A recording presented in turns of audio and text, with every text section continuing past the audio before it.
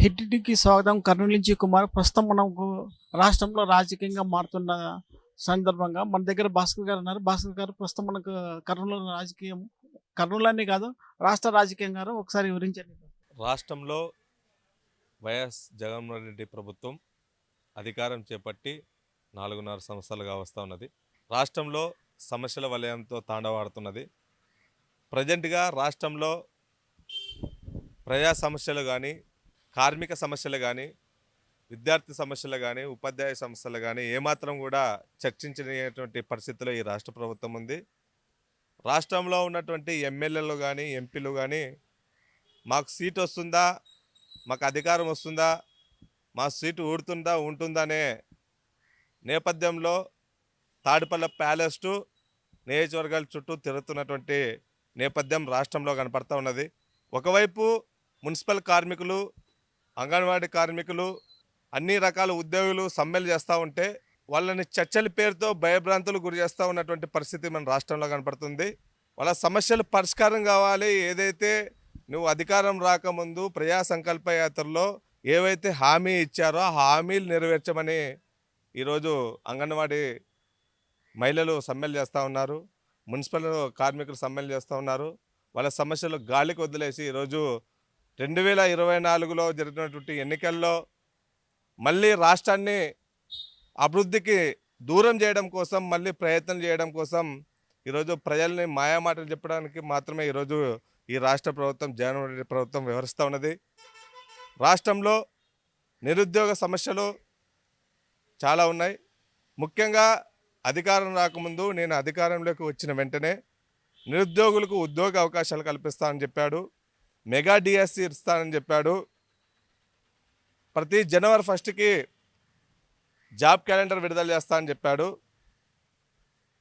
Police అమరవీరుల వార్షికోత్సవాలకు సంబంధించి ప్రతి సంవత్సరం కూడా పోలీసు పోస్టులు ఇస్తానని చెప్పాడు. సెప్టెంబర్ 5వ తేదీన ఉపాధ్యాయుల పోస్టులు వదులుతానని చెప్పాడు.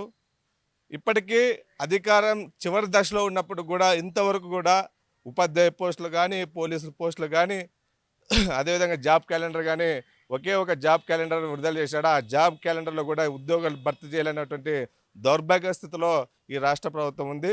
ముఖ్యంగా రాష్ట్రంలో 1,47,500 పోస్టులు ఖాళీగా ఉన్నాయి. ఈరోజు ఒక్క పోస్టు కూడా ఖాళీ చేయలేనటువంటి పరిస్థితి ఈ రాష్ట్ర ప్రభుత్వంకు ఉంది. ముఖ్యంగా నవరత్నంలో ఒక రత్నమైనటువంటి ఫీజు రియంబర్స్మెంట్ పథకం కూడా ఈరోజు చాలా పెద్ద ఎత్తున బకాయిలు పెండింగ్లో ఉన్నాయి. ముఖ్యంగా జీవో నెంబర్ 77 తీసుకొచ్చి నేటికి 5 సంవత్సరాలు కూడా పీజీ చదువుతున్నటువంటి విద్యార్థులకు చాలామంది చదువుకోవడానికి కూడా చదువుకు దూరమైనటువంటి పరిస్థితి ఉంది. బయటకు మాత్రం జగనన్న విద్యా దీవెన పేరుతో అందరికీ విద్యను అందిస్తానని చెప్పినటువంటి ఈ రాష్ట్ర ప్రభుత్వం రాష్ట్రంలో పీజీ విద్యార్థులకు ప్రభుత్వ విశ్వవిద్యాలయాల్లో చదువుతాయి తప్ప ప్రైవేట్ కానీ ఏడేళ్ళలో చదివినా కానీ వాళ్ళకి రియంబర్స్మెంట్ లేనటువంటి పరిస్థితి ఉంది. అమ్మఒడిలో కోతలు ఉన్నాయి. అదేవిధంగా ఈరోజు రాష్ట్రంలో ఏం చేస్తున్నారంటే అమ్మఒడి పింఛన్లు మాత్రమే ఇస్తూ రాష్ట్రాన్ని అభివృద్ధి చేస్తా అని చెప్తూ నవరత్నాల్లో ఉన్నటువంటి రాష్ట్రంలో ఉన్నటువంటి అభివృద్ధి అంతా ఈ యొక్క నవరత్నాల నుంచి అభివృద్ధి చేస్తానని మాయమాటలు చెప్తా ఉన్నాడు. రాష్ట్రంలో నిరుద్యోగ సమస్య పెరుగుతూ ఉంది. ముఖ్యంగా కర్నూలు జిల్లా కేంద్రంలో పెండింగ్లో ఉన్నటువంటి ప్రాజెక్టులు ఉన్నాయి. గుండ్రేవల కానీ, వేదవతర్ కానీ, ఆర్డిఎస్ కుడికాలో కానీ, సిద్ధేశ్వరం అలుగు కానీ ఇవన్నిటిపైనటువంటి ప్రాజెక్టుల విషయంలో కూడా ఒక్క ప్రాజెక్టు విషయం కూడా మాట్లాడలేనటువంటి పరిస్థితి ఉంది. రాష్ట్రంలో పరిశ్రమలు రావట్లేదు. రాష్ట్రంలో ఉన్నటువంటి ఏకైక పరిశ్రమ విశాఖ స్టీల్ పరిశ్రమను కూడా ఈరోజు ప్రైవేటీకరణ చేయడానికి ఈ రాష్ట్ర ప్రభుత్వం సహకరిస్తూ ఉన్నది. మోడీని తల దించుతాను, మెడలో ఉంచుతానని చెప్పినటువంటి ఈ జగన్మోహన్ రెడ్డి ప్రభుత్వం రాష్ట్రంలో ఉన్నటువంటి ఎంపీలు కూడా ఈరోజు మోడీకి దావాదం చేస్తున్నది. ప్రత్యేక హోదా గురించి మాట్లాడలేనటువంటి దాఖలు లేవు. విభజన హామీల గురించి మాట్లాడలేనటువంటి పరిస్థితులు లేవు. కాబట్టి వీటన్నిటిపైన కూడా రాష్ట్రంలో ఉన్నటువంటి ప్రజలు, విద్యార్థులు, నిరుద్యోగులు ఇలాంటి ప్రభుత్వానికి బుద్ధి చెప్పవలసినటువంటి అవసరం ఉంది. ఇలాంటి పైన పోరాటం చేయాల్సినటువంటి అవసరం ఉంది. ముఖ్యంగా రాష్ట్రంలో ఉన్నటువంటి మినిస్టర్లకు కానీ, ఎమ్మెల్యేలకు కానీ వాళ్ళందరూ కూడా సీట్ల కోసం కాదు, ఏదైతే ప్రజల కోసం మీరు పోరాటం చేస్తే ప్రజలనే మిమ్మల్ని నాయకుడిగా ఎన్నుకునేటువంటి పరిస్థితి ఉంది. మీ సీట్లు కాపాడడం కోసం తాడిపల్లి ప్యాలెస్ ఎక్కవలసిన అవసరం లేదు. ఈ విషయాన్ని మీరు అందరూ కూడా గుర్తు చేసుకోవాలని ఈ సందర్భంగా తెలియజేస్తా ఉన్నాం.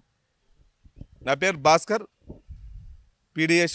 ప్రస్తుతం రాష్ట్రంలో జరిగే రాష్ట్రం గురించి చాలా వివరంగా చెప్పారు. కానీ ఇప్పటి వరకు కూడా ఈ జగన్ వచ్చిన నాళ్ళ నుంచి జాబ్ క్యాలెండర్ కానీ ప్రాజెక్టులు కానీ ఏమి కానీ ఇంతవరకు అమలు చేయలేదు.